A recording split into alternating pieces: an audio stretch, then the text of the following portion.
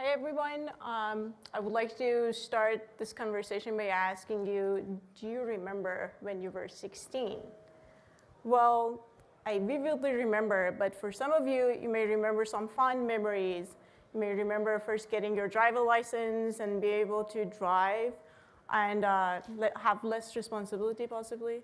But for others, including myself, I remember it as having acne, being awkward, and going through so many emotional roller coasters.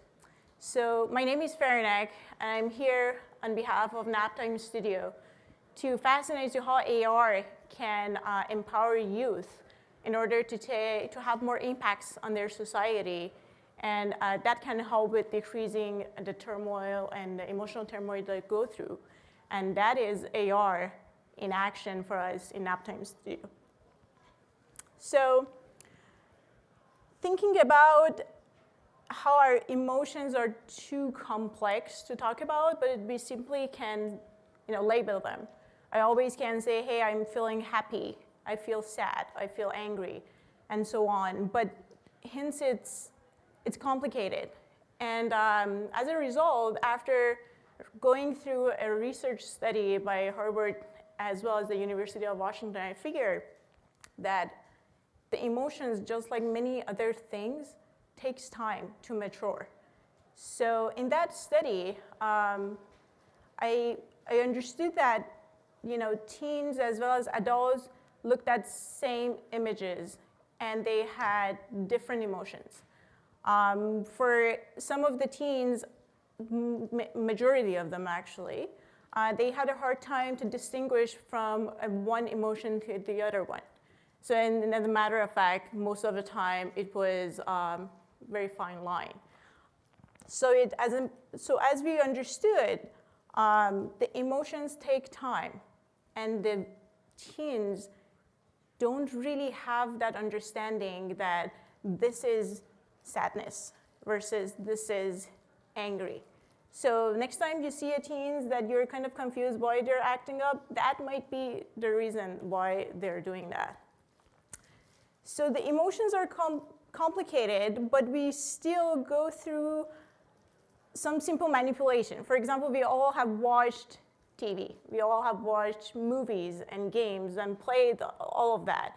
We all know by reality, they are kind of fake because they have been well thought out. They have been scripted well enough, but still we go through it and we cry and we laugh together. For example, these three simple images, at least me, even after all these years, every time I watch Bambi or Dumbo, I get so frustrated why they didn't let Dumbo see his mom. Like, really. Why? What was the cause? And in the Bambi, why do they have to always kill the mother of the main character in Disney movies? Like, seriously, Bambi was so heartbreaking.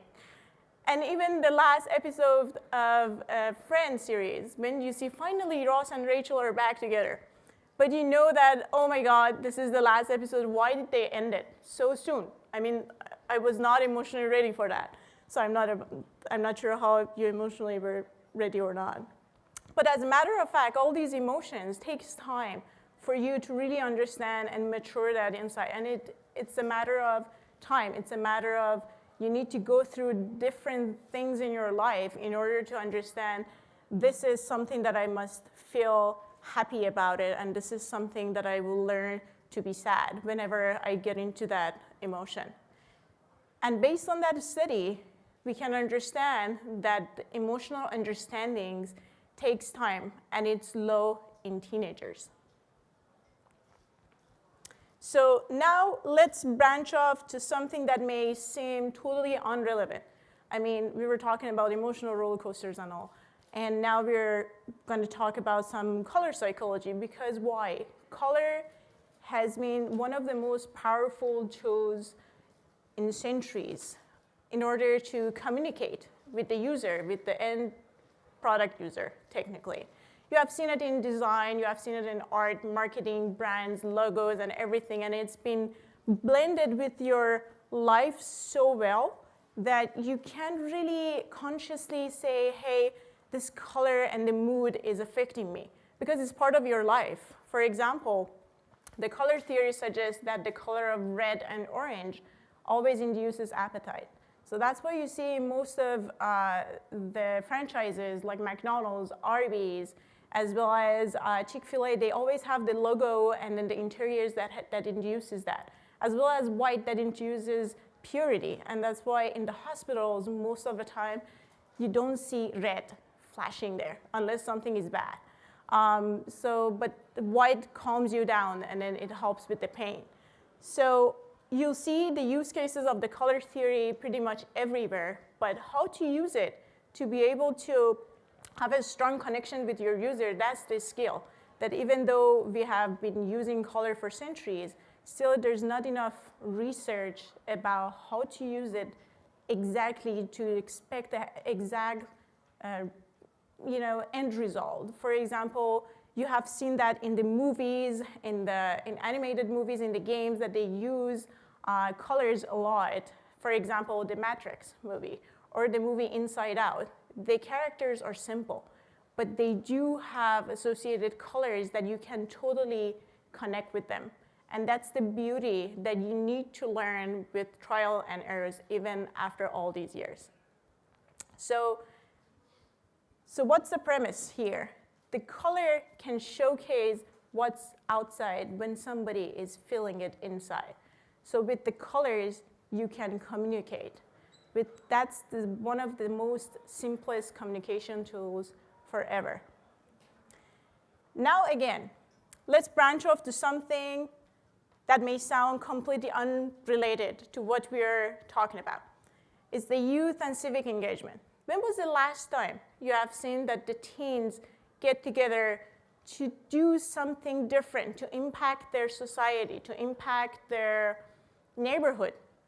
Sure, we have seen that many times. One of them, at least, one of the most recent one was last year after Douglas High School shooting, that you have seen the gatherings and the rallies of the teens nationwide to really showcase, hey, this is not right. This is something we don't want to do that, or this is something we're expecting to be changed. But we don't see that often. They are very powerful. They do have a lot of power and energy to have the impact on their society, but still you don't see that much impacts from them. And that was the main questions for me when I was interviewing with roughly 40 youth from the Boys and Girls Club in San Francisco when we started this project. And one thing they all had in common from middle school to high school, they were like, whenever we had a feedback about our neighborhood, adults wouldn't care.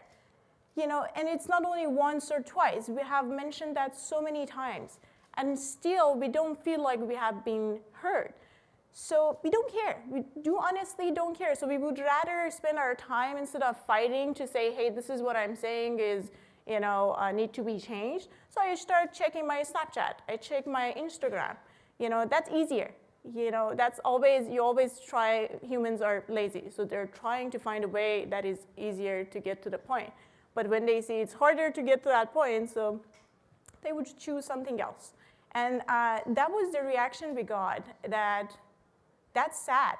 That is quite sad that we do have these powerful generation of youth, and meanwhile, they're still not motivated to have impacts.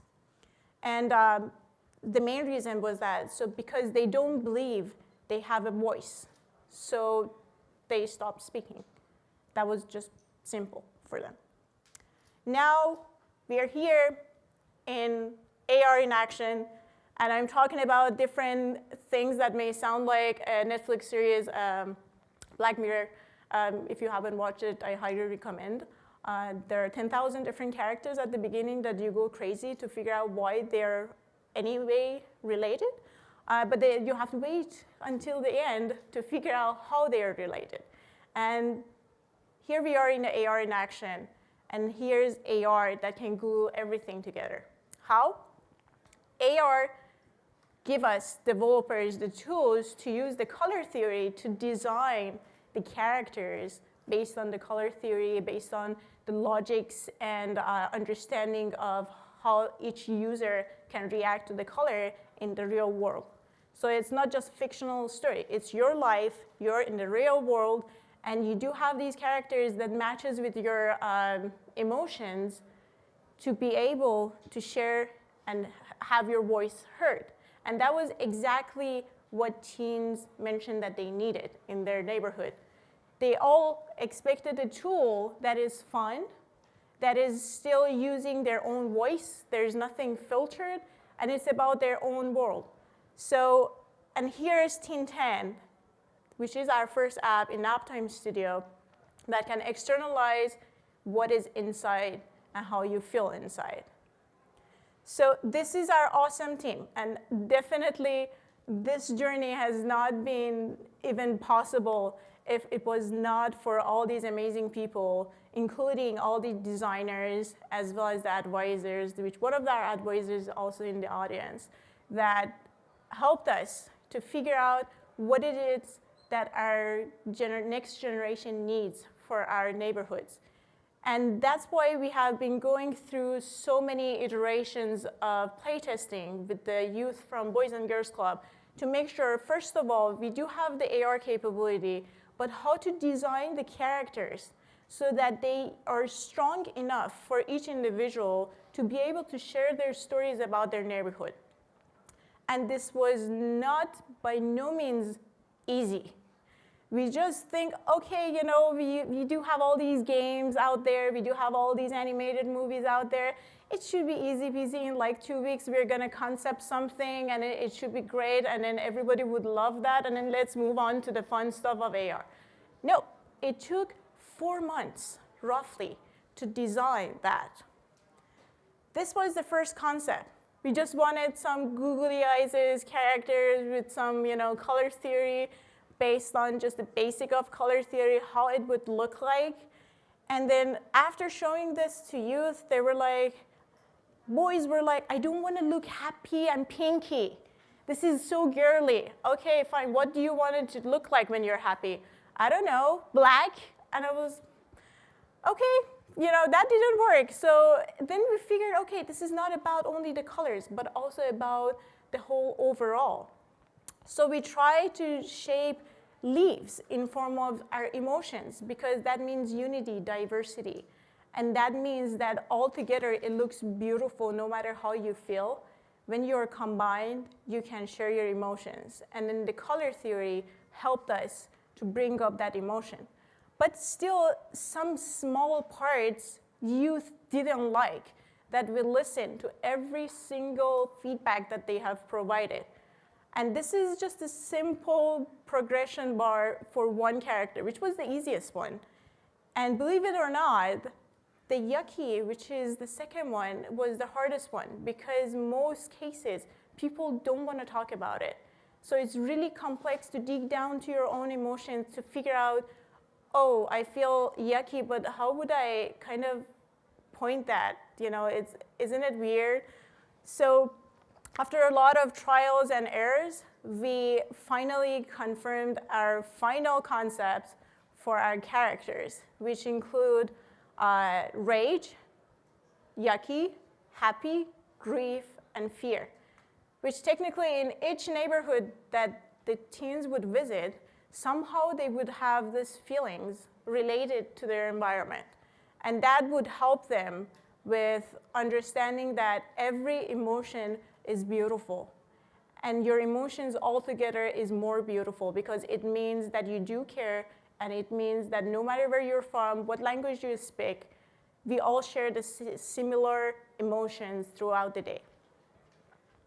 Now let me show you a short demo of our app.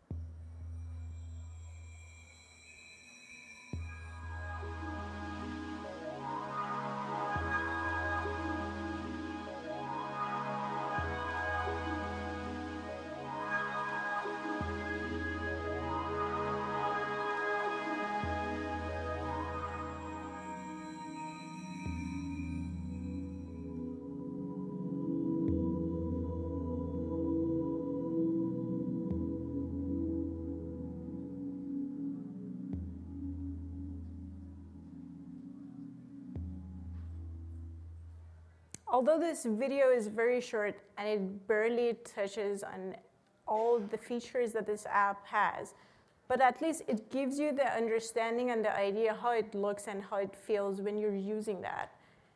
And for this app, we have been working so hard to be able to, first of all, help teens to explore outside. Let's walk more, and see what is out there instead of just getting stuck to your phone that is totally showing you possibly not the reality that you're living in. So by promoting walking outside, that means that they can find new places to visit. As one of the teens from Boys and Girls Club mentioned that, I have been living in Tenderloin for my whole life in San Francisco, but I have been using the same route for the past 2 years to go to school. And this will give me the reason to explore new places because I know how each route it looks like. And then from home to school, I may find a different route that is more fun to explore. And I will find some cool new coffee shops. So given that they are also looking for something to go out and explore, this will give the reason for them to share your emotions as well as go outside and explore more. It also, so when you're going outside, you will see so many things that is going on in your neighborhood. So that means improving anything that might not seem right in each neighborhood. Means cleanliness, means maybe there is some cool random bands playing in San Francisco. It's pretty often that out of blue, you're just walking and somebody starts just playing some random music. Sometimes it sounds good, but obviously it's not all the time. But you just want to share that, hey guys, there are other, there's a cool band is playing here. I just want to share that with the other people who are close by.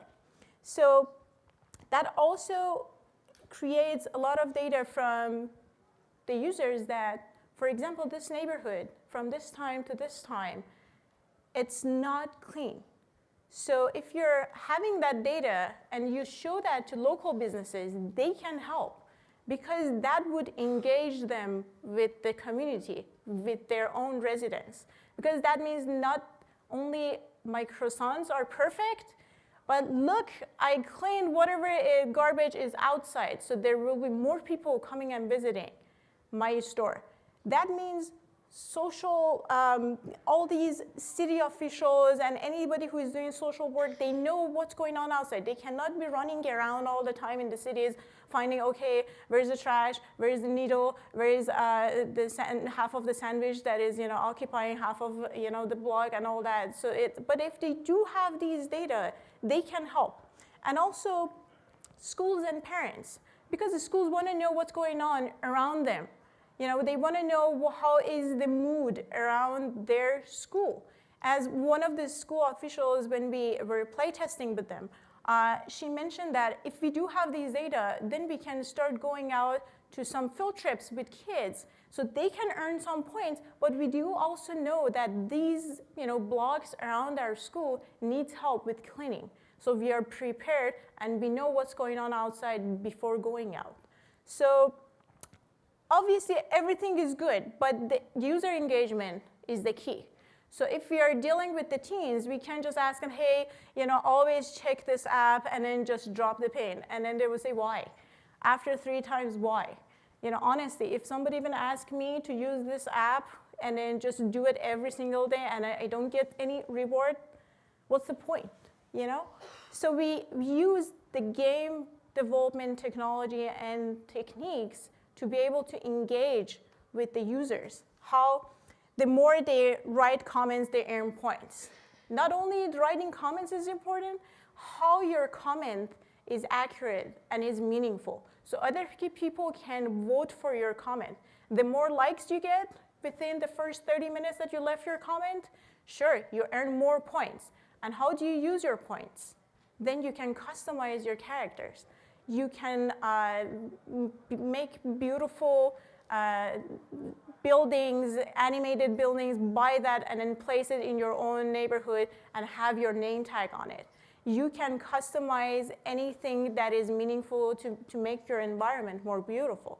So, but this all means that the technology should somehow help us AR is helping to bring everything together, but the GPS is not helping because of the accuracy issues that the GPS has. For driving, it doesn't matter if you do have up to 20 meters of error, because you do have the speed, and then the 20 meters usually is not a big deal. But when you're walking, especially in a small city like San Francisco, it means that, I don't know, if you're here or right across the street or next block, you know, the 20 meters is a big deal. So what we did, we have been trying to use the computer vision and then AI and the visual positioning system in order to improve this accuracy so that once a user is dropping a pin, is as close as what it really, he or she has left it, as well as when you're loading these pins and see, oh, somebody else was here, I just want to see exactly where they were. So we are trying to improve that accuracy as we move on for our first launch.